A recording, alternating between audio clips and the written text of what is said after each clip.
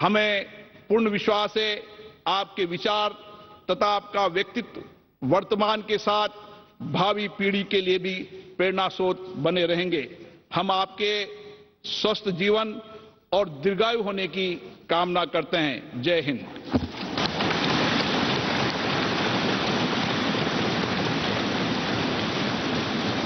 धन्यवाद माननीय लोकसभा अध्यक्ष जी।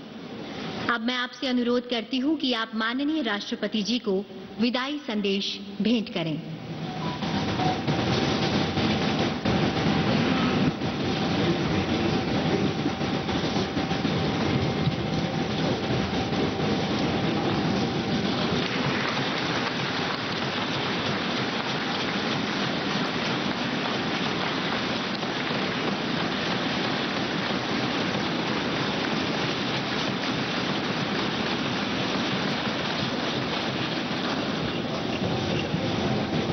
धन्यवाद मान्यवर। अब मैं अनुरोध करती हूं माननीय उपराष्ट्रपति एवं राज्यसभा के सभापति श्री एम वेंकैया नायडू जी और लोकसभा अध्यक्ष श्री ओम बिरला जी से कि आप दोनों संयुक्त रूप से माननीय राष्ट्रपति जी को स्मृति चिन्ह भेंट करें।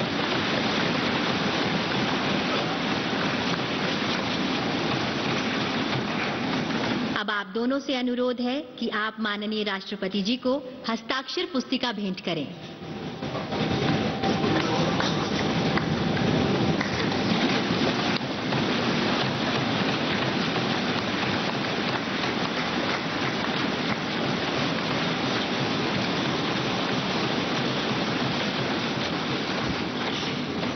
सादर धन्यवाद।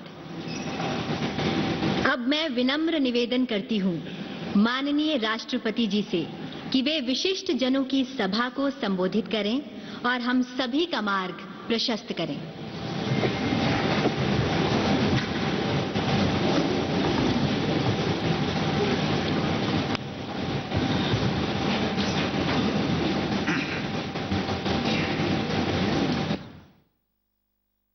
राष्ट्रपति श्री एम वेंकैया नायडू जी, प्रधानमंत्री श्री नरेंद्र मोदी जी, लोकसभा के अध्यक्ष श्री ओम बिरला जी, राज्यसभा के उपसभापति श्री हरिवंश जी, सभी सम्मानित सांसदगण, विशिष्ट अतिथिगण, देवी और सज्जनों, आज आप सबसे जब मैं विदा ले रहा हूं तो मेरे हृदय में अनेक पुरानी स्मृतियां उमड़ रही हैं। इसी परिसर में,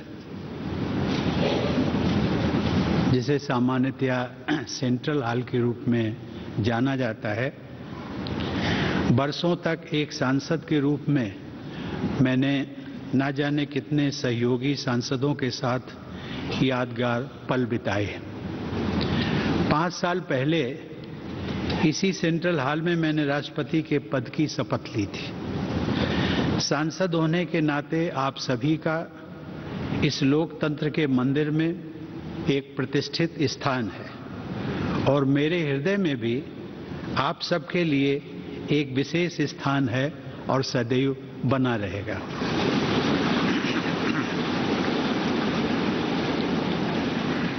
आप सबके लिए यह विशेष गौरव की बात है कि आप सब भारत की जनता के निर्वाचित प्रतिनिधि हैं। भारत की जनता ने आप सबके माध्यम से मुझे राष्ट्रपति के रूप में चुनकर देश की सेवा करने का अवसर प्रदान किया।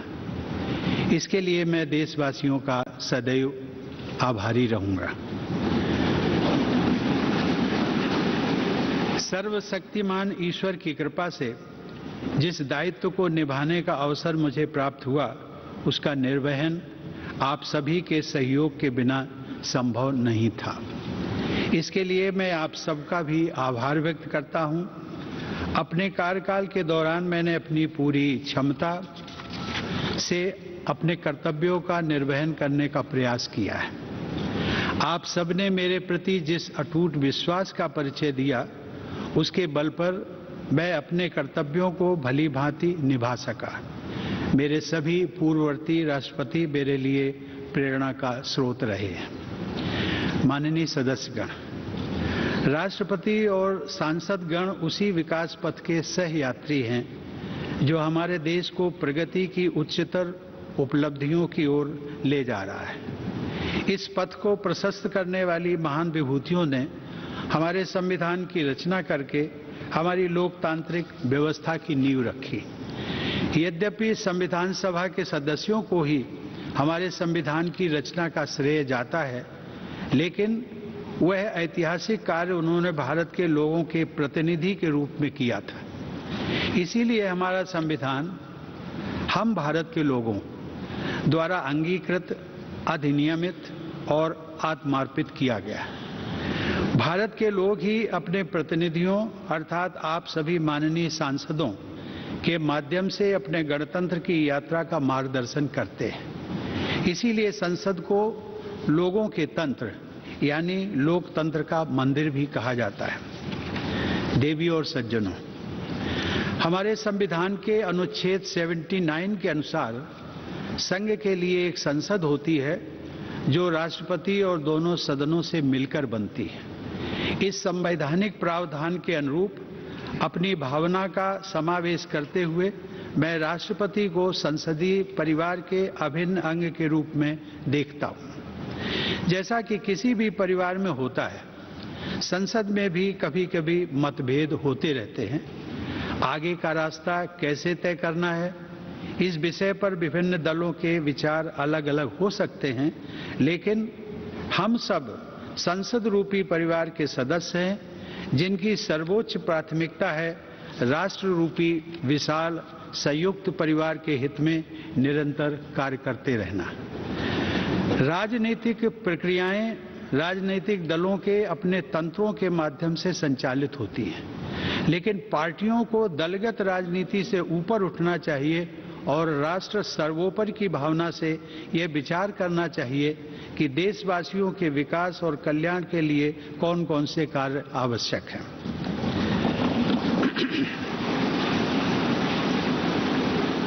जब हम पूरे राष्ट्र को एक विशाल संयुक्त परिवार के रूप में देखते हैं तो ये समझ में आता है कि पारिवारिक मतभेदों को सुलझाने के अनेक रास्ते हो सकते हैं जो शांति, सद्भाव और संवाद पर आधारित होते हैं। विरोध प्रकट करने के अनेक संवैधानिक रास्ते राजनीतिक दलों और नागरिकों को उपलब्ध हैं।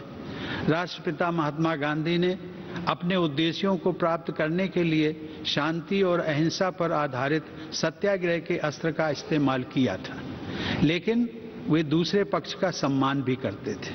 हमारे नागरिकों को अपनी मांगों के लिए दबाव बनाने का तथा विरोध करने का संवैधानिक अधिकार उपलब्ध है, लेकिन मेरे विचार से इस अधिकार का प्रयोग हमेशा गांधीवादी तौर तरीकों के अनुरूप शांतिपूर्ण ढंग से ही किया जाना चाहिए।